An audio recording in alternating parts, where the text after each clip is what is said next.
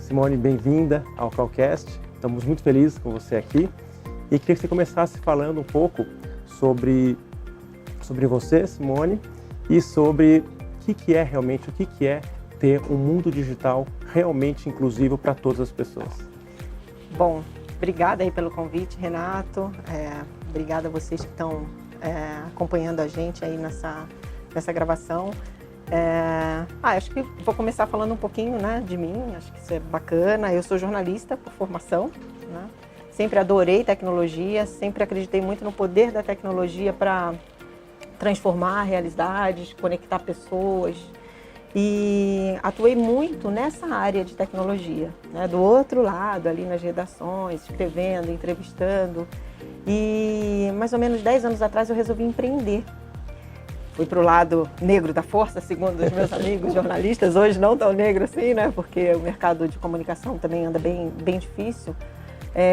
E aí eu resolvi empreender e criei uma agência que queria trabalhar com projetos de impacto social, né? Isso 10 anos atrás era uma inovação, nem todo mundo estava falando sobre isso. E um dos primeiros clientes que apareceram na agência, que é a Espiral Interativa, foi a Fundação Dorina Novil. Para quem não conhece, a Fundação Dorina ela é uma referência internacional na inclusão da pessoa com deficiência visual. E aí quando chega uma fundação, né, Dorina, super assim, adoramos a proposta, né, da sua agência de trabalhar causas e trabalhar com o mundo digital, que é a sua especialidade, mas é o seguinte, vocês fazem comunicação para cegos? Eu também, nesse papo que a gente teve antes, que eu falei isso para você, caramba, para cego. Eu fiz isso 11 anos atrás, né? Você está falando de comunicação, por exemplo, para cegos, em aplicativos, site, intranet, site, endomarketing, tudo quanto é comunicação que a gente tem no digital. Então, isso 10 anos atrás, ninguém falava sobre isso. Você imagina se hoje a gente está capinando, né? 10 anos atrás era praticamente, né, uma inovação realmente muito grande. E aí ali começou o meu entendimento, né, sobre esse poder da tecnologia também para incluir as pessoas com deficiência. E aí eu descobri que não tinha só cego, né? Eu descobri que tinha pessoas com deficiência auditiva, surdos, que precisavam da tecnologia também para interagir. Pessoas com limitações severas físicas, então se você pegar um tetraplégico, né, por exemplo, que não tem o movimento do pescoço para baixo, ele tem formas específicas para utilizar a tecnologia, seja por voz, seja pelo teclado, pela boca, pelos olhos. E aí eu descobri ali uma nova possibilidade de me diferenciar no mercado. Porque assim, pegando um pouco de analogia, eu sou engenheiro civil, tenho uns negócios para fazer empreendimento, e tem a parte de acessibilidade. Então, a gente escuta muito falar em acessibilidade no mundo físico, né? No mundo real. Quer dizer, então é um pouco levar esse conhecimento para o mundo digital. Quer dizer, é tão importante quanto falar em acessibilidade no mundo físico, falar em acessibilidade no mundo digital, é isso? Eu diria que hoje, na verdade, a gente tem vários tipos de acessibilidade, né? E a acessibilidade que ela é mais percebida pelas pessoas, pela sociedade de uma maneira geral, sem dúvida é arquitetônica. Né? Então, sei lá, você chega num prédio, você está com um cadeirante, um amigo cadeirante, você olha assim, putz, não tem rampa, você já fica aflito, né? Você fala, cara, como é que eu vou, né? Vamos carregar essa pessoa, que deselegância. Ou você chega num evento, tem um surdo que só se comunica pela língua de sinais, por libras, e ele quer se comunicar com você, mas... Então, essas, né, são as acessibilidades arquitetônicas e atitudinais. Atitudinal também é uma acessibilidade que a gente sente na pele, né? Pô, ajuda esse cego a atravessar a rua? Não ajudo? Então, essa é a atitudinal. A digital, Renato, ela é invisível. Então, esse é o grande desafio da gente. Como que a gente coloca rampa nos sites? Entendeu? Como que a gente coloca braille na comunicação digital interna, né? Essa analogia. Claro que o braille é tátil, mas como que a gente faz essa correlação para o digital? Então, o maior desafio hoje que eu vejo na acessibilidade digital é mostrar para a sociedade o quanto a gente é dependente da tecnologia, o quanto a nossa vida hoje, tudo, né, sem a gente perceber, a gente respira a tecnologia. E a gente tem 1/4 da população, são 45 milhões de brasileiros, segundo o IBGE, que tem algum tipo de deficiência, que precisa da tecnologia muito mais do que a gente, para se inserir, para exercer sua cidadania, para estudar, para se relacionar, para comprar. Simone, é muito fácil a gente enxergar uma solução física para alguém com algum tipo de deficiência, né? Uma rampa, algum material já feito em braille, etc. Você poderia dar alguns exemplos realmente práticos do que pode ser feito no mundo digital para dar acessibilidade para essas pessoas? Tá, excelente pergunta. Para eu exemplificar, a gente precisa entender um pouquinho como que é a experiência de navegação da pessoa com deficiência no digital. Então, vamos pegar, por exemplo, um cego, né? Um cego, ele navega com uma tecnologia assistiva chamada leitor de tela. Da mesma maneira que você tem o seu navegador de preferência, eu tenho o meu e tal, o cego, ele tem esse leitor de tela, que é como se fosse um navegador dele, que na prática lê todo aquele conteúdo da página, seja site, aplicativo, intranet, sistema, banco, lê para ele. Então, é muito importante, por exemplo, que para a navegação, né, específica, né, do cego, tem a construção do HTML, tem que estar certinha. O pessoal que trabalha com conteúdo tem que fazer descrição de imagem, porque o leitor de tela, ele lê o campo da imagem. Olha. Então, se o jornalista, por exemplo, não coloca, né, a descrição, né, sei lá, Simone e Renato sentados em frente à câmera, conversando e sorrindo. Ao fundo, o coworking com um armário amarelo e uma porta de vidro. Nós estamos vendo, o cego, ele não enxerga isso, se a gente postasse essa imagem. Então, é preciso que tenha essa descrição. Senão, o leitor vai passar ali e vai falar IMG 3295. Parece uma coisa boba, só que imagina os e-commerces. Você vender os seus produtos, a gente tem 700 mil cegos no Brasil, que não tem a mínima noção do que tem dentro do e-commerce, porque não tem descrição de imagem, porque não tem acessibilidade. Então, fechamos essa questão do cego, né? Estou fazendo bem rasamente, sim, tá, sim, Renato? Então, a gente tem, por exemplo, 10 milhões de surdos no Brasil. O surdo, ele utiliza, né, o idioma que é a língua brasileira de sinais. Então, quando a gente chega no lugar e vê, agora nos pronunciamentos do governo também, sempre tem aquele intérprete. Por que é importante a acessibilidade no digital para surdo? A maioria dos surdos, desses 10 milhões, tem uma estimativa internacional que 70% dos surdos utilizam e só foram alfabetizados em Libras, na língua de sinais. E tem muitas dificuldades de compreender a língua portuguesa. O escrito, ele seja do escrito. É isso. E aí o que acontece, né? As pessoas acham que, mas o surdo, ele só não ouve, então ele vai entrar no meu site, ele vai ler. Não, gente, é como se a gente estivesse entrando num site em russo. Porque ele não foi alfabetizado em português. Ele foi alfabetizado em Libras, que é sinal. Então não adianta a gente falar devagarzinho para o surdo. Ele vai ler o lábio.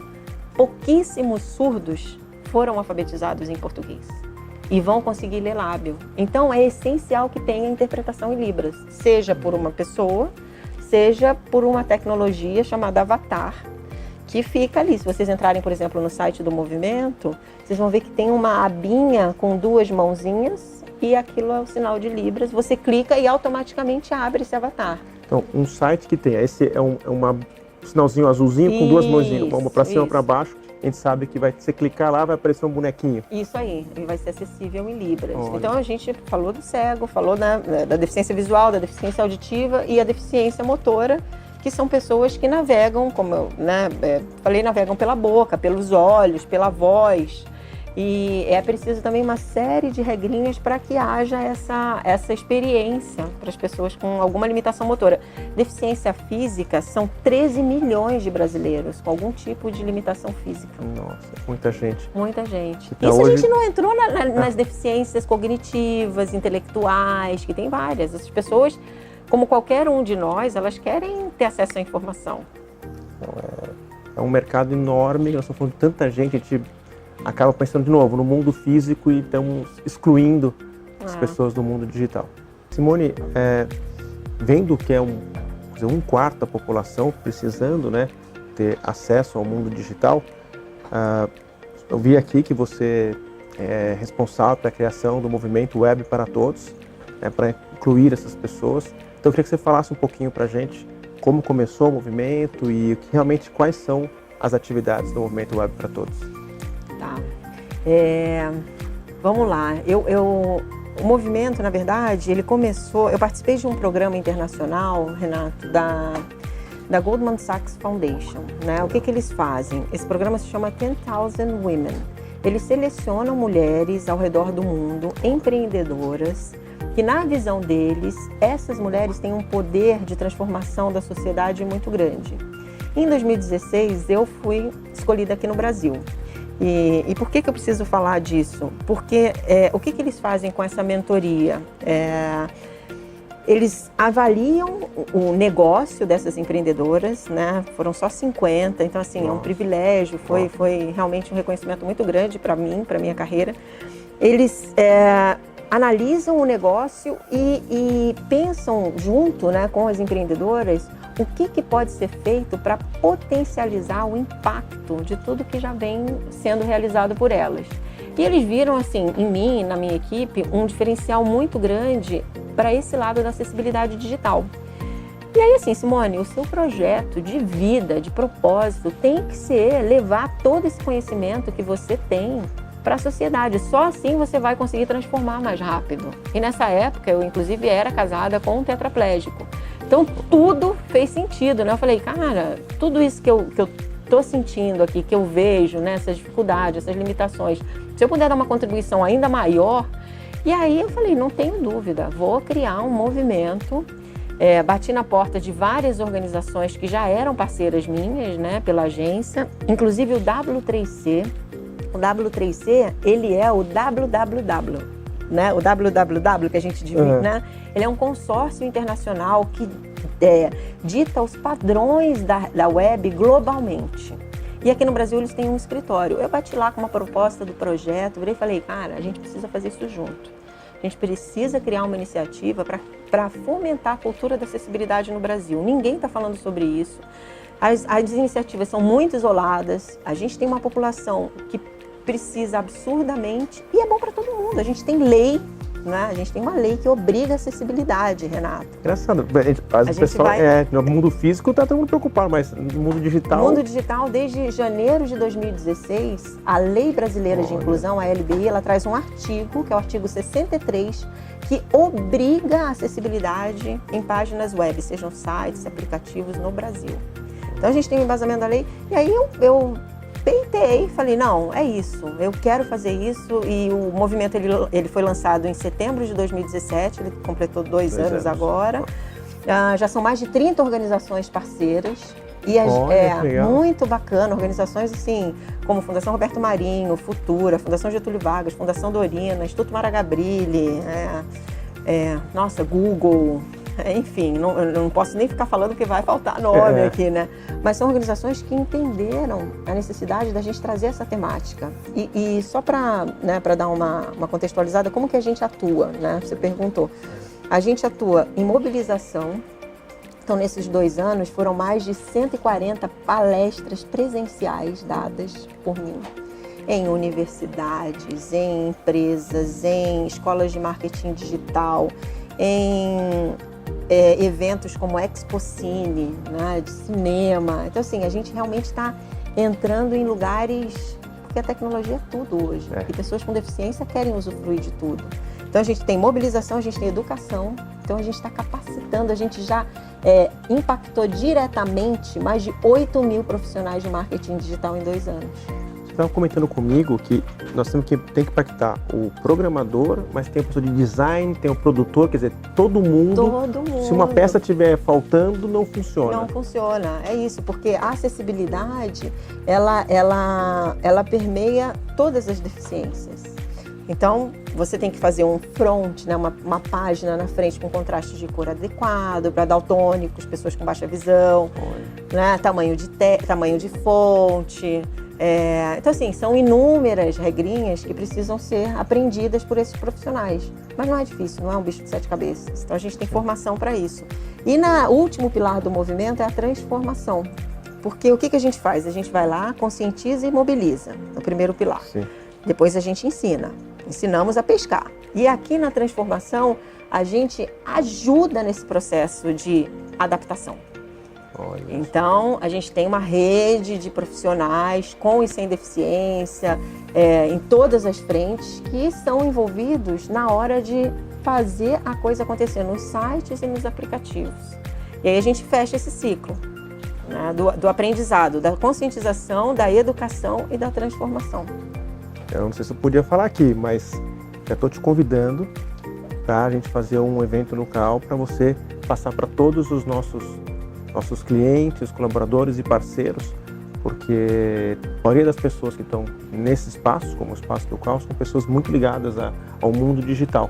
Eu tenho certeza que o assunto é extremamente importante. Eu falo por mim, eu passei vergonha aqui algumas vezes aqui na conversa com vocês por desconhecimento mesmo, né? Então, realmente... Mas é isso, a gente está na fase da conscientização. E uma coisa que é muito importante, Renato, que a gente como movimento, a gente tira completamente essa visão assistencialista. Assim, não é coitadinho que não consegue. Não é. É assim, é um consumidor que ele quer comprar, ele paga imposto, né, como qualquer pessoa, né? Ele quer se divertir, ele quer entrar numa plataforma de ensino à distância, ele quer... Então, assim, é bom para a empresa. Ela vai se adequar à lei, compliance. Ela vai falar com um público que praticamente certo que não a está reconhecendo no digital. E, cara, trabalhar com propósito, assim, hoje eu te digo, acho que 90% dos jovens, o que eles buscam é propósito no que eles estão fazendo.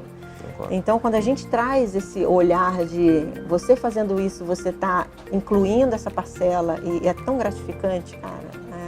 A conta fecha muito mais, né? Bom, Simone, você comentou que começou o movimento, né, em 2017, setembro agora, 2 anos, fez aniversário.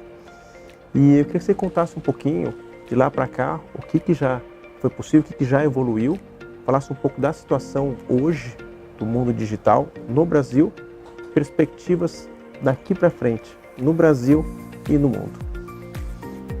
2 anos, Renato, assim, a gente fez muita coisa, né? A gente já mobilizou muito, a gente já capacitou muitos profissionais, já foi em muitas empresas, mas isso é muito pouquinho ainda se você comparar com dados, né, do mercado de que apenas 5% das páginas são acessíveis para esse público.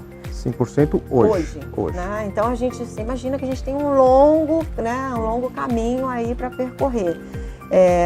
E é o que a gente fala, sem a informação, a gente sabe que esse início do movimento, esse pilar da mobilização, ele vai ser muito longo, né? Porque simplesmente não existe esse debate na cultura brasileira. Países lá fora, como Estados Unidos, Canadá, alguns países da Europa, a gente tem a Austrália, estão bem mais evoluídos do que a gente nesse sentido. E por quê? Principalmente porque as leis, elas são punitivas e tem aplicação de multa. Aqui no Brasil, a gente não tem multa regulamentada na lei. Então, vai muito a critério do juiz. Uma pessoa, por exemplo, com deficiência visual se sente lesada e aí entra com um processo. Não existe assim, você vai ter uma punição de tanto. Nesses países que eu comentei, existe, está regulamentado. Então, quando dói no bolso, né? Então a gente tem um trabalho aí de curto e médio prazo de tentar, inclusive, influenciar essa parte de lei mesmo, da gente tentar fazer uma pressão junto com a sociedade, com o movimento, para que multas sejam aplicadas. E aí a gente vai acelerar esse processo. E em relação à visão de futuro, eu até brinco que é um sonho até paradoxal, né? Porque o que eu sonho é que o movimento deixe de existir em 10 anos. Da mesma maneira que hoje, por exemplo, ninguém fala assim, eu vou fazer o seu site que vai funcionar em celular. Gente, pelo amor de Deus. Hoje é inadmissível um site que não seja, que a gente chama de responsivo. Lembrando que isso aconteceu de 3 anos para cá, quando o Google resolveu penalizar os sites que não funcionam em aparelho celular.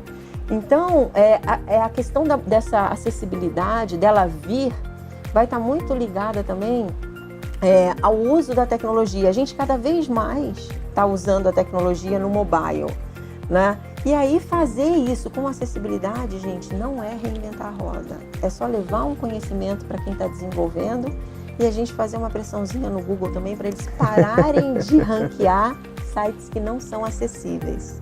Isso está no meu sonho de consumo e a gente já está fazendo uma articulação com o Google lá fora para que isso aconteça.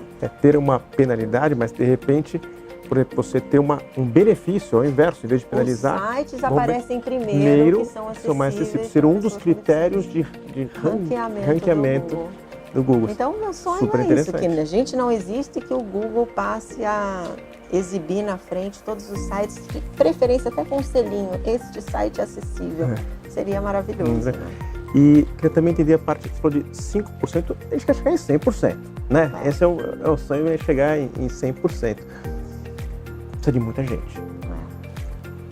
Uma parte importante do movimento de capacitação. é capacitação de profissionais. Então, existe hoje, olha, para quem está procurando uma área de atuação, é isso aí. Olha, é uma dica incrível. Nós temos que sair de 5% para 100%. Imagina a demanda de profissionais que tenham esse conhecimento que vai surgir aqui no mercado daqui para frente, não é? É isso aí, exatamente. Mais mãos dando a mão. Obrigada pelo convite, Renato. Eu que agradeço, Simone, é um trabalho incrível. Eu brinco aqui que, para mim, o dia vale quando eu tenho a chance de conhecer uma pessoa incrível e um projeto incrível. Hoje já ganhei meu dia, não preciso fazer mais nada, posso ir para casa e dormir muito feliz. E deixar um comprometimento aqui do CAL. A partir de hoje, a minha equipe está até aqui em volta da nossa, estão me escutando. O compromisso do CAL de transformar as nossas mídias digitais em mídias acessíveis. E também dar espaço para que você possa divulgar o seu trabalho, o seu projeto nas suas cidades e com todos os nossos parceiros e clientes. Nossa, tá ganhei meu dia também, gente. Eu Obrigada. ganhei. E vamos fazer isso acontecer. E Obrigado. vocês vão ser inovadores no segmento de atuação de vocês. Então isso também é um diferencial competitivo para a marca, assim, absurdo, né? Da gente poder se posicionar como uma organização inclusiva, inclusive no digital. Muito legal. Obrigado. Obrigada. Agradeço.